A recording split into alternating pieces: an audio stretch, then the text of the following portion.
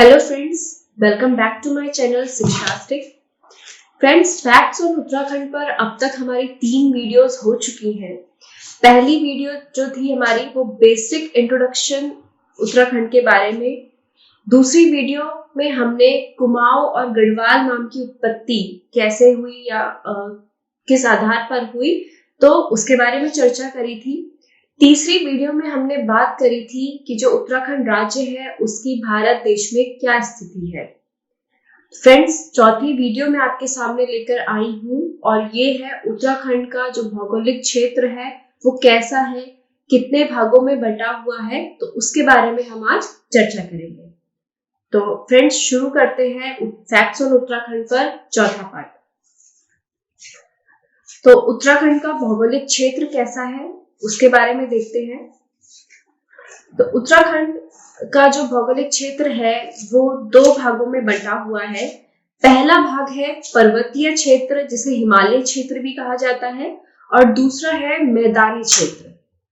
तो जो हिमालय का जो पर्वतीय क्षेत्र है वो 4 भागों में बटा हुआ है। पहला है ट्रांस हिमालय, दूसरा है वृहद हिमालय, तीसरा है लघु हिमालय और चौथे जो शिवालिक की पहाड़ियां हैं वो वाला भाग। मैदानी क्षेत्र में अगर हम देखें तो मैदानी क्षेत्र 3 भागों में बटा हुआ है, भाबर क्षेत्र, तराई क्षेत्र और गंगा का मैदान। तो इस तरीके से उत्तराखंड जो है वो बटा हुआ है, उत्तराखंड का जो भौगोलिक क्षेत्र है। दोस्तों, अगर हम देखें पर्वतीय क्षेत्र के बारे में तो आपने काफी सारी बुक्स पढ़ी होंगी, तो वहां पर कई बार सिर्फ 3 वृहद, लघु और शिवालिक के बारे में ही दिया होता है। ट्रांस हिमालय का अलग से कहीं पर होता है, वर्णन दिया हुआ होता है। तो मैंने इन सबको एक साथ ही रखा है, मतलब हिमालय के जो पर्वतीय क्षेत्र है उनको 4 पार्ट्स में हम देखते हैं। ठीक है, तो अब इनके बारे में थोड़ा सा देख लेते हैं कि ट्रांस हिमालय क्या होता है, वृहद हिमालय में कौन सा भाग आता है, लघु हिमालय में कौन सा आता है। तो उसको हम जरा थोड़ा सा डिस्क्रिप्टिव पार्ट में देखेंगे। तो ट्रांस हिमालय क्षेत्र की अगर हम बात करें तो ट्रांस का मतलब होता है दूसरी ओर। तो इसके बारे में ये जो फैक्ट्स आपके सामने दिए गए हैं, इनके अलावा थोड़ी सी जानकारी मैं आपको देना चाहूंगी कि ब्रिटिश काल में जो ब्रिटिश के जो सर्वेक्षणी थे, जो उन्होंने सर्वेक्षण किया था कि हिमालय की जो उत्पत्ति हुई है ना, तो हिमालय की उत्पत्ति कैसे हुई, तो उस दौरान, उस सर्वेक्षण के दौरान, मतलब हिमालय की जो रचना है उसके अध्ययन के दौरान, तो ये उन्होंने देखा कि कहीं कहीं पर कैसी पंडाल जैसी बनती है। ठीक है, जो उत्तरी सीमा है, उत्तरी सीमा पर जो पंडाल है वहां पर काफी ऊंची शैलमालाएं हैं। तो उन शैलमालाओं के उस पार भी क्या है, उत्तराखंड की प्राकृतिक सीमाएं हैं जो उत्तर तक फैली हुई है। तो वो जो सीमाएं हैं और वो जो पंडाल है जिनसे वो शैलमालाएं बनी हुई हैं, उनको जो देखा गया तो वो कहां से कहां तक थी, एक तो हिमाचल प्रदेश, दूसरा कुमाऊं और गढ़वाल। ठीक है, तो इन तीनों क्षेत्रों में अगर हम उत्तराखंड के अलावा ट्रांस हिमालय की बात करें कि ये कहां पर है, तो उत्तराखंड के अलावा हिमाचल प्रदेश जो एक स्टेट है वहां पर, और दूसरा है जो उत्तराखंड है, उत्तराखंड के दोनों ही क्षेत्र, कुमाऊं में भी और गढ़वाल में भी। ठीक है, तो कुमाऊं के जो ऊंटा धुरा है वहां पर, और गढ़वाल के पैन खंडर में हिमालय के पार। ठीक है, तो उत्तराखंड व तिब्बत को अलग करने वाली कुछ श्रेणी है, पर्वत श्रेणी है, जिसको हम कहते हैं जैंसर पर्वत श्रेणी। ठीक है, तो उसके अंतर्गत जो ये श्रेणी आती है इसको ट्रांस हिमालय क्षेत्र कहते हैं। इसका अगर हम देखें कि इसकी जो ऊंचाई है या फिर इसकी चौड़ाई के बारे में बात करें तो इसकी चौड़ाई है 20 से 35 किलोमीटर, और अगर इसकी ऊंचाई की बात करें तो 25 से 3500 मीटर है। ठीक है, फिर है, अगर इसका भौगोलिक शब्दावली को देखें इस क्षेत्र की, जो ट्रांस हिमालय क्षेत्र है, तो इसको टिबियन या तिब्बती भी कहा जाता है। ठीक है, इस भूभाग में ऊंची नीची घाटियां हैं। ऐसा माना जाता है कि इसका जो विस्तार हुआ या उत्थान हुआ, ठीक है, हिमालय के, तो माना इस क्षेत्र में जो नदियां हैं किसकी, जो ट्रांस हिमालय क्षेत्र है, ट्रांस हिमालय क्षेत्र की जो नदियां हैं वो हिमालय के उत्थान से भी पूर्ववर्ती है, मतलब हिमालय का उत्थान भी बाद में हुआ, उससे पहले की यहाँ पर जो नदियां हैं ट्रांस हिमालय की, उनका उत्थान हो चुका था। यहाँ पे बर्फ की परतें जो होती है वो काफी पतली होती है, मतलब इतनी पतली होती है कि जो सूरज की जो किरणें हैं वो आर पार हो जाती है, आर पार दिखाई पड़ती है। तो ये ट्रांस हिमालय के बारे में हमने बात करी। आगे चलते हैं, आगे बात करते हैं बृहद हिमालय या महा हिमालय के बारे में। ठीक है, तो बृहद हिमालय, महा हिमालय तो एक ही बात है। इसके अंतर्गत हिमाद्री रेंज, ग्लेशियर और घाटियां, ये सारी चीजें आ जाती हैं। जो बृहद हिमालय है, बृहद हिमालय का ज्यादातर जो भाग है वो बर्फ से ढका हुआ रहता है। ठीक है, इसकी जो ऊंचाई है, इसकी ऊंचाई 4500 मीटर से 7817 मीटर तक है।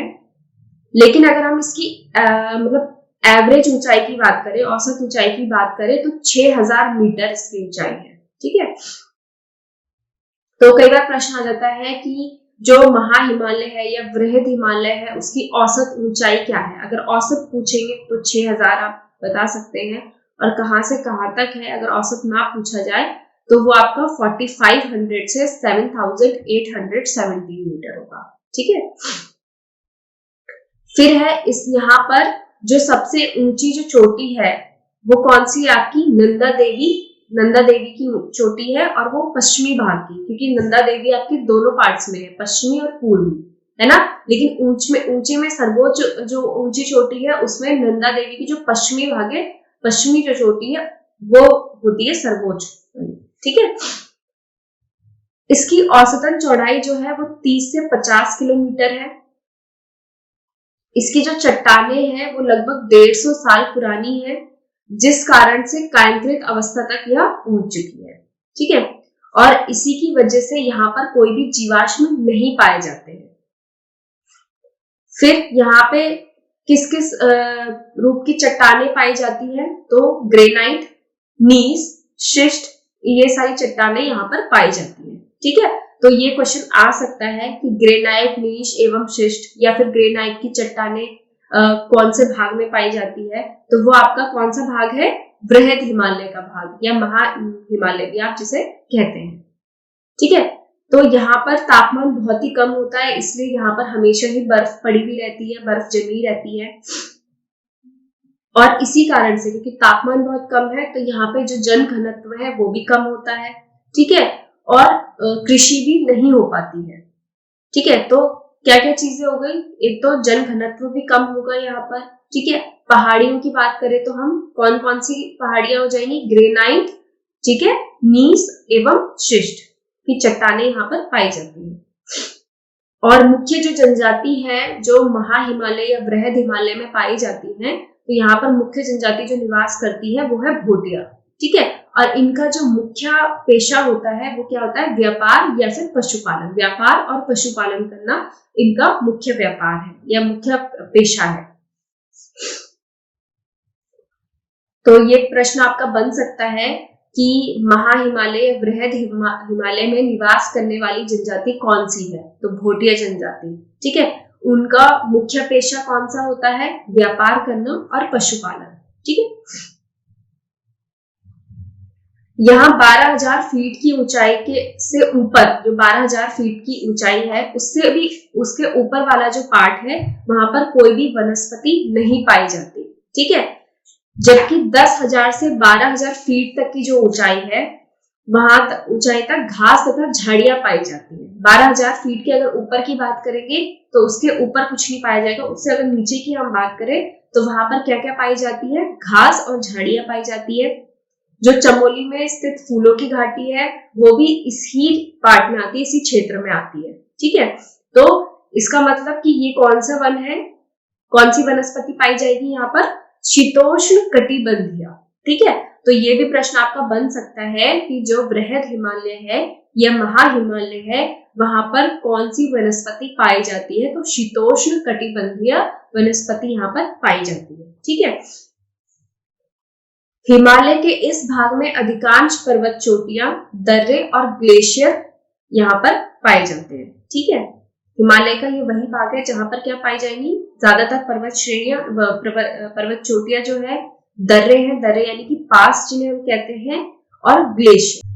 तो हमने बात करी कि जो पर्वत चोटियां हैं, मतलब पर्वत चोटियां, दर्रे और ग्लेशियर है, जो हिमालय का ये भाग है महा हिमालय का, तो उनमें हम देखते हैं कि पर्वत चोटियां कौन कौन सी है और वो कहाँ कहाँ पर है ना, कौन कौन से जिले में है। तो इसको मैं याद भी आपको करवाऊंगी कि कैसे आप याद रख सकते हैं इनको। तो देखिएगा, पहला है नंदा देवी। इनकी जो ऊंचाई है वो भी यहाँ पे दी हुई है। सबसे ऊंची चोटी जो है नंदा देवी पर्वत है, लेकिन पश्चिमी भाग, नीचे पूर्वी अलग से दिया हुआ है, तो यहाँ पे पश्चिमी मेंशन नहीं किया। तो लेकिन नंदा देवी जो पश्चिमी है, पश्चिमी वाली है, वही सबसे ऊंची है। पूर्वी वाली अगर आए तो पूर्वी वाली उससे ऊंची नहीं है। सबसे ऊंची कौन सी है? नंदा देवी, जो पश्चिमी है। ठीक है, तो नंदा देवी पर्वत है, फिर कामेट पर्वत है, फिर नंदा देवी पूर्वी वाला जो भाग है, बद्रीनाथ पर्वत, चौखंबा पर्वत, त्रिशूल पर्वत, केदारनाथ, पंचाचूली और नंदाकोट। उसके बाद भगीरथी पर्वत, बंदरपूंछ और नारायण पर्वत। ठीक है, तो इसमें आप देखेंगे मोस्ट ऑफ द जो आपकी पर्वत की जो श्रेणियां हैं वो चमोली में ही स्थित है। तो जो ज्यादा है पार्ट, क्योंकि पूछा जा सकता है कि ये कहाँ पर है, नंदा देवी पर्वत जो है वो कहाँ पर स्थित है, कामेट पर्वत जो है वो कहाँ पर स्थित है, इस तरीके से प्रश्न आ सकते हैं। तो उनको छोड़ देंगे हम, जो ज्यादा वाला पार्ट है उनको हमेशा छोड़ देना चाहिए, जो कम वाला पार्ट होता है हमें उनको देखना चाहिए, क्योंकि कम फैक्ट्स याद किए जा सकते हैं। ठीक है, तो देखिएगा जैसे कि आपका केदारनाथ है। ठीक है, केदारनाथ पर्वत की अगर हम बात करें तो ये कहाँ पे, रुद्रप्रयाग में। तो इसको आप याद कैसे रख सकते हैं? केदारनाथ का केदार याद रखिए, केदार यानी कि र पे खत्म हुआ, और जिस जगह पर है वो कहाँ पर है, रुद्रप्रयाग, र से शुरू हो रहा है, तो केदार र पे खत्म, और जिस जगह पर ये है र से शुरू है तो रुद्रप्रयाग। तो ये एक आपने की पॉइंट बना दिया इसको याद करने के लिए। ठीक है, फिर है पंचाचूली। तो पंचाचूली पर्वत प से शुरू है, कहां पर है, पिथौरागढ़ में। पिथौरागढ़ भी प से शुरू है, तो पंचाचूली पिथौरागढ़। ठीक है, उसके बाद है भगीरथी पर्वत और बंदरपूंछ। ठीक है, तो बंदर भागा कहाँ, उत्तरकाशी। इस तरीके से आप याद रख सकते हैं, बंदर भागा उत्तरकाशी। तो एक कीवर्ड ये हो गया। तो बंदर कहाँ भागा, उत्तरकाशी में भागा। ठीक है, तो भगीरथी पर्वत और बंदरपूंछ पर्वत ये दोनों कहाँ है, उत्तरकाशी में। तो ऐसे कौन से हैं जो अलग अलग जगह पर है? एक तो रुद्रप्रयाग वाला पार्ट हो गया हमारा, एक पिथौरागढ़ और एक उत्तरकाशी। इसके अलावा जो भी आपकी पर्वत श्रेणियां हैं वो कहाँ पर है, चमोली में स्थित है।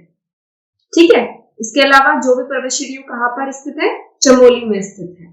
तो ये मेरे ख्याल से एक आसान तरीका होगा याद करने का, तो इस तरीके से आप याद कर सकते हैं।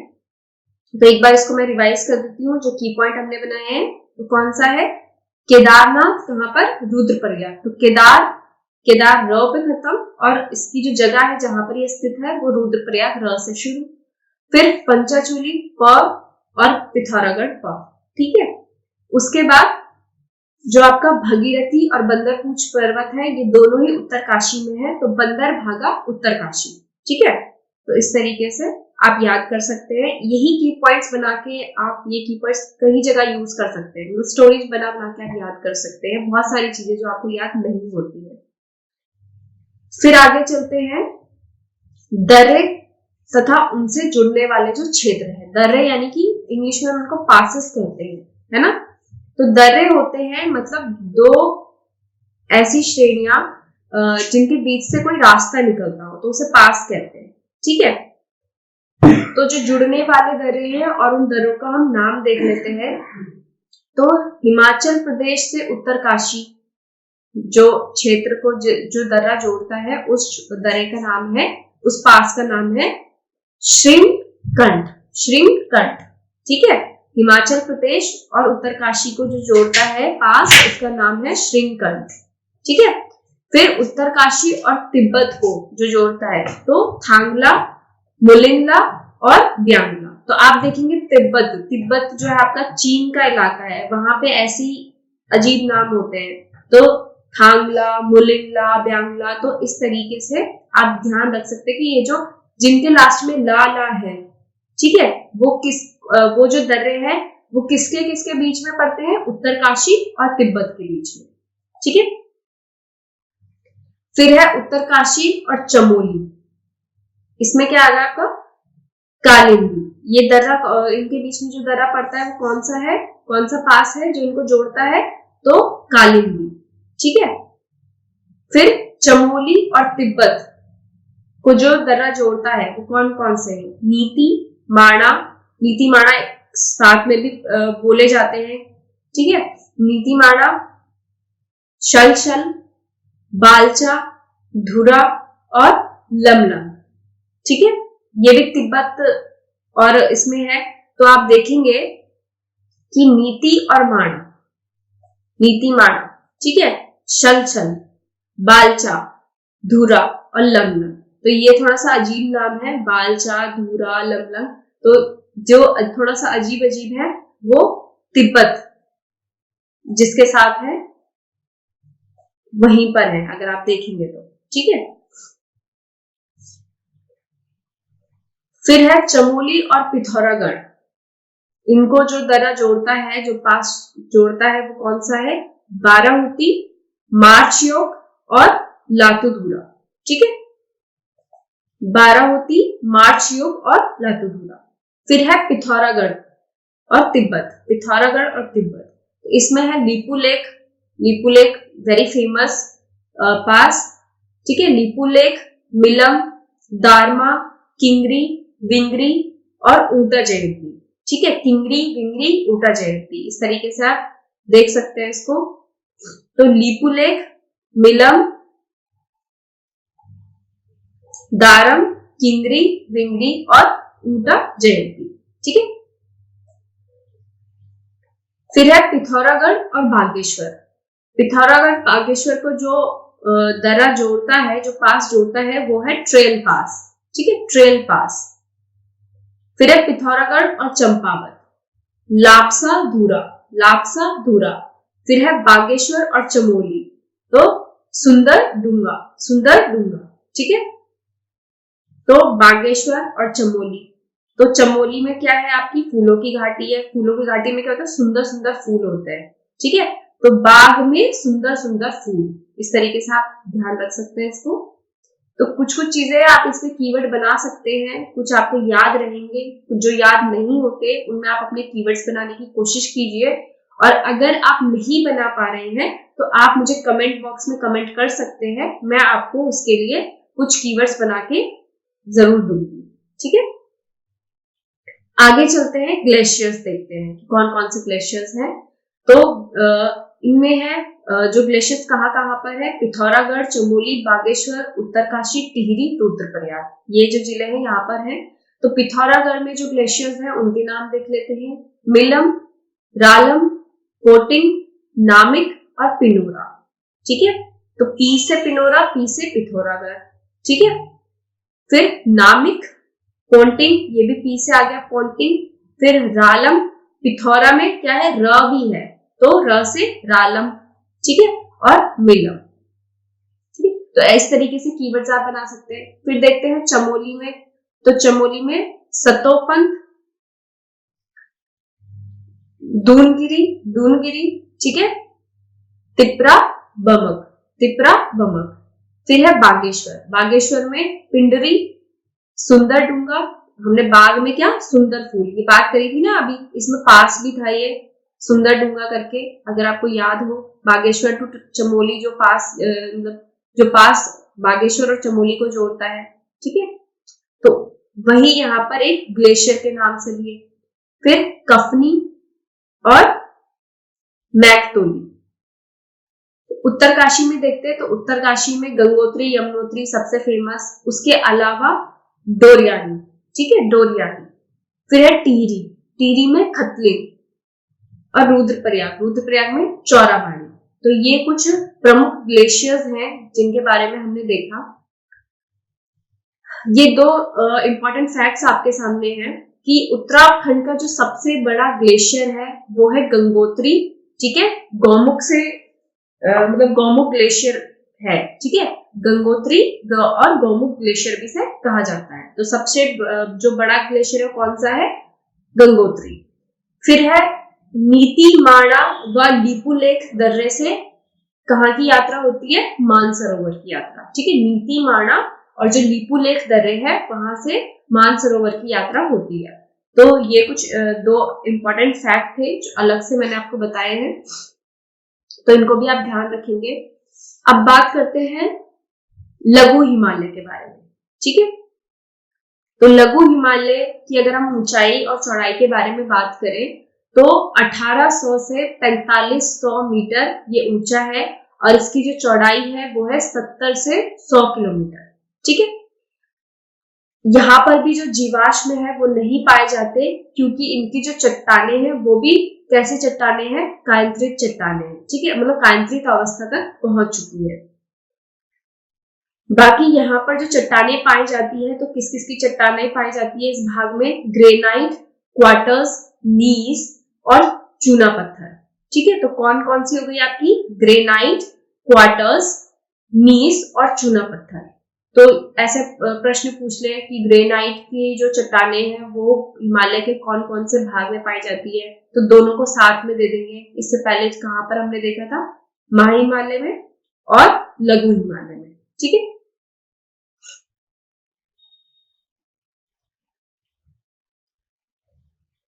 फिर कौन कौन सी पहाड़ियां जो इस भाग में स्थित है, हिमालय के इसी भाग में, तो धौलधार, पीर पंजाब, शिवा, नाग, महाभारत, मसूरी की जो ये जो पहाड़ियां हैं वो हिमालय के जो कौन सा हिमालय है, लघु हिमालय है, वहां पर ये वाली पहाड़ियां पाई जाती है, ठीक है। और इन पहाड़ियों पर टिहरी, पौड़ी, चक्राता, मसूरी, नैनीताल, लैंसडौन आदि पर्वतीय क्षेत्र भी अवस्थित है, ठीक है। पर्यटन का हमने देखा था कि आय का मुख्य स्रोत क्या है, यहाँ पे पर्यटन भी है। तो पर्यटकों को आकर्षक जो केंद्र है वो लघु हिमालय वाला पार्ट है, ठीक है। यहाँ पर अगर हम ग्रीष्मकालीन तापमान की बात करें तो जो औसतन तापमान है गर्मियों का वो यहाँ पर 18 से 20 डिग्री तक रहता है, 20 डिग्री सेल्सियस तक रहता है। जो वनस्पति है यहाँ पर किस टाइप की जो वनस्पति वो पाई जाती है, शीतोष्ण कटिबंधीय वनस्पति, ठीक है, जिसमें बांज, बुरांस, देवदार, चीड़ ये प्रमुख है। कौन सी तरह की वनस्पति है, शीतोष्ण कटिबंधीय, बांज, बुरांस, देवदार और चीड़ इसमें प्रमुख है, ठीक है।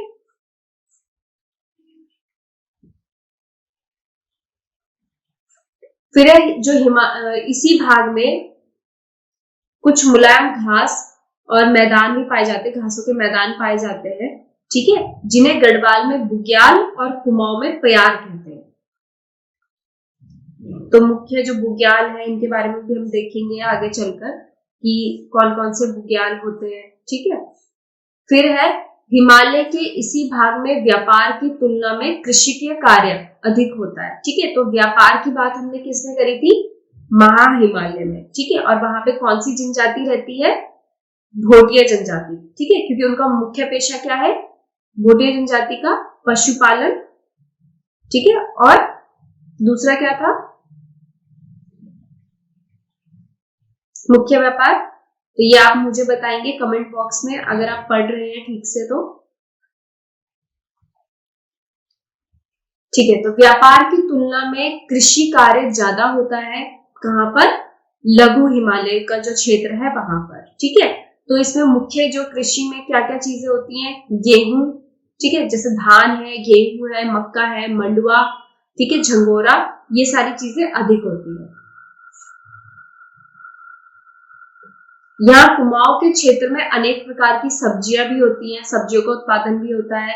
इसके अलावा सेब, अखरोट, नाशपाती, ठीक है, ये सारे फल भी यहाँ पर होते हैं। तो ये जो फल है ये किसके हैं, शीतोष्ण कटिबंधीय वाले जो फल है वही फल है, ठीक है, सेब, अखरोट, नाशपाती। यहाँ पर जो है बृहद हिमालय में हमने देखा था कि जन घनत्व कम होता है क्योंकि वहां पर सामान्यतः बर्फ रहती है, मतलब हर मौसम में। लेकिन यहाँ पर क्या है, ऐसा नहीं है, यहाँ पर जन घनत्व अधिक है, बृहद हिमालय से अधिक जन घनत्व यहाँ पर पाया जाता है। ठीक है, लघु हिमालय क्षेत्र में। बाकी लघु हिमालय में जो अगर हम देखें कि कौन कौन सा, जैसे नैनीताल है, भीमताल, सुखाताल, ऐसे अनेक ताल इसी हिमालय पर स्थित है। ठीक है, लघु हिमालय पर। तो ये प्रश्न भी बन सकता है कि जो नैनीताल है, भीमताल है, ये जो अनेक प्रकार के ताल हैं, वो उत्तराखंड के कौन से क्षेत्र में पाए जाते हैं? तो पर्वतीय क्षेत्र में तो पाए जाते हैं, लेकिन हिमालय के कौन से भाग में? तो कौन से हिमालय में पाए जाते हैं? लघु हिमालय में। ठीक है, इस तरीके से आप देख सकते हैं। फिर बात करते हैं हम शिवालिक, या फिर जिसे बाह्य हिमालय भी कहा जाता है। तो ये हिमालय का कौन सा भाग है? दक्षिणी भाग है। ठीक है, शिवालिक जो भाग है, शिवालिक की पहाड़ियां, तो ये हिमालय का कौन सा भाग है? दक्षिणी भाग है। इसकी अगर हम ऊंचाई की बात करें तो 700 से 1800 मीटर, और चौड़ाई की बात करें तो 10 से 20 किलोमीटर तक है। ठीक है, यहाँ पर जीवाश्म पाए जाते हैं। ठीक है, क्योंकि यहाँ पे जो अभी चट्टाने हैं वो कायंत्रित अवस्था तक अभी नहीं पहुंची है। ठीक है, यहाँ पर अगर हम खनिज की बात करें तो कौन कौन जैसे पाए जाते हैं? यहाँ पर चूना पत्थर, बलुआ, संगमरमर, जिप्सम, ये सारे जो खनिज है, खनिज है, पाए जाते हैं। ठीक है, इसके अलावा अगर हम वनस्पति की बात करें तो साल, सागौन, शीशम, चीड़, ये सारी वनस्पतियां यहाँ पर पाई जाती है। ठीक है, अब लघु हिमालय जो है, लघु हिमालय काफी भूकंप की दृष्टि से अगर हम उसे देखें तो काफी संवेदनशील है। वहीं अगर हम शिवालिक की बात करें तो शिवालिक भूस्खलन की दृष्टि से काफी संवेदनशील क्षेत्र है। ठीक है,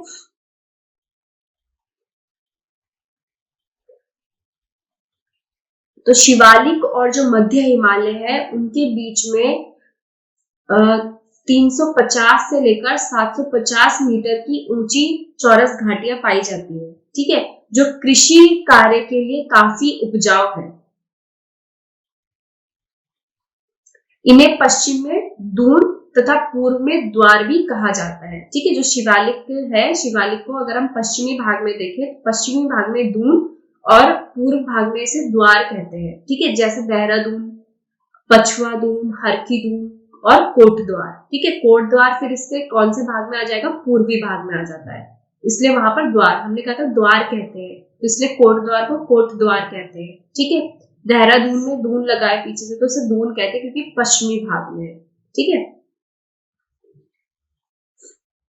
तो यहाँ पर अब कृषि कार्य होता है। ठीक है, अनुकूल है यहाँ की जलवायु, इसीलिए यहाँ पर जो जनसंख्या का घनत्व है, जनसंख्या भी काफी अधिक है।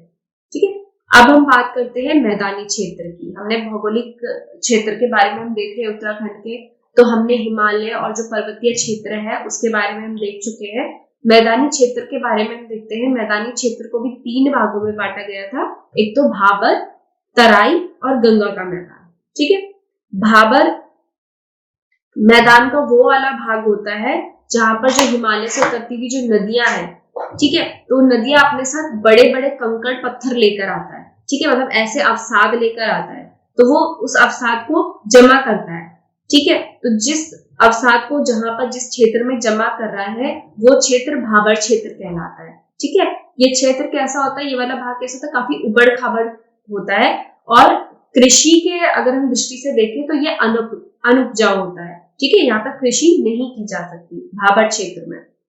तो ऐसा प्रश्न पूछा जा सकता है कि उत्तराखंड का ऐसा कौन सा क्षेत्र है जहां पर कृषि की दृष्टि से जो अनुपजाऊ है, इस तरीके से पूछा, तो ऑप्शन दे देंगे भाबर क्षेत्र, तराई क्षेत्र। ठीक है, तो इस तरीके से आपको उनको ध्यान रखना है। तो जो भाबर क्षेत्र है वो अनुपजाऊ है। तो पूर्व में उधम सिंह नगर से लेकर पश्चिम में देहरादून तक 10 से 12 किलोमीटर चौड़ी पेटी के रूप में इसका विस्तार है। किसका? भाबर क्षेत्र का। ठीक है, तो कहां से कहां तक? पूर्व में अगर हम पूर्व में उधम सिंह नगर आ जाता है तो उधम सिंह नगर से लेकर देहरादून तक। ठीक है, तो कितने किलोमीटर? 10 से 12 किलोमीटर तक। ये इसकी चौड़ाई के बारे में बताया गया है। फिर बात करते हैं तराई क्षेत्र की। तो तराई क्षेत्र मैदान का वह भाग जिसका निर्माण महीन कणों के अवसाद से होता है, ठीक है, वो तराई क्षेत्र कहलाएगा। 20 से 30 किलोमीटर चौड़ी पेटी के रूप में इसका विस्तार हुआ है। तो हरिद्वार, पौड़ी और उधम सिंह नगर में ये तराई क्षेत्र पाया जाता है, ठीक है। इस क्षेत्र में क्या होती है, वर्षा अधिक होती है, तो वर्षा अधिक होने से मिट्टी में भी नमी रहती है, इसीलिए कृषि की अगर हम दृष्टि से देखें तो ये काफी उपजाऊ मानी जाती है, ठीक है।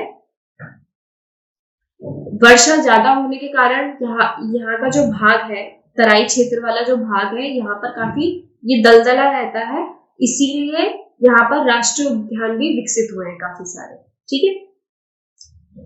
तो राष्ट्रीय उद्यान किस क्षेत्र में पाए जाते हैं, तो वो तराई क्षेत्र जो है वहां पर होगा, ठीक है। फिर बात करते हैं गंगा का मैदान। तो गंगा का मैदान अगर हम देखें तो गंगा नदी का वह दक्षिणवर्ती भाग जिसका निर्माण गंगा नदी के अवसादों से हुआ है, वह गंगा का मैदान कहलाता है, ठीक है। तो दक्षिणी में जैसे हरिद्वार का मैदान है, हरिद्वार हो गया, आपका रुड़की हो गया, तो ये जो भाग है ये इसके अंतर्गत आता है गंगा के मैदान का। फिर आगे अगर रुड़की से आगे हम जाए तो वो फिर यूपी वाला पार्ट आ जाता है, ठीक है। तो ये गंगा का मैदान में आता है, इसके जितना भी जो भाग है हरिद्वार से लेकर आगे तक। तो आज की वीडियो में इतना ही रखते हैं। आशा करती हूँ आपको काफी अच्छे से चीजें समझ में आ रही होंगी। अगर मेरी वीडियो में किसी भी तरह की कमी है तो आप प्लीज कमेंट बॉक्स में कमेंट करके बताइए, मैं उनको सुधारने की भी कोशिश करूंगी। और कुछ कीवर्ड्स ऐसे हैं जो आपको काफी समय से याद नहीं हो रहे हैं और आप उनको याद करना चाहते हैं और आप चाहते हैं कि मैं आपकी थोड़ा हेल्प करूं, तो आप मुझे जरूर कमेंट कीजिए। मैं उन कीवर्ड्स की स्टोरीज बना के आपके सामने रखूंगी ताकि वो आपको इजिली याद हो सके, ठीक है। तो सब्जेक्ट अगर वो आपका कोई भी है तो आप मुझे भेज सकते हैं, that's not a problem. Keywords किसी भी सब्जेक्ट में आप बना के याद कर सकते हैं, क्योंकि मैं वही तरीका अपनाती हूँ याद करने के लिए खुद भी। तो आज की वीडियो में इतना ही रखते हैं। अगर आपको मेरा वीडियो पसंद आ रहा है तो इसे ज्यादा से ज्यादा शेयर कीजिए उन लोगों तक जिनको सच में इसकी जरूरत है और वो देखें और अपने एग्जाम में उनको कुछ मदद इस वीडियो से मिल सके। Thank you all of you.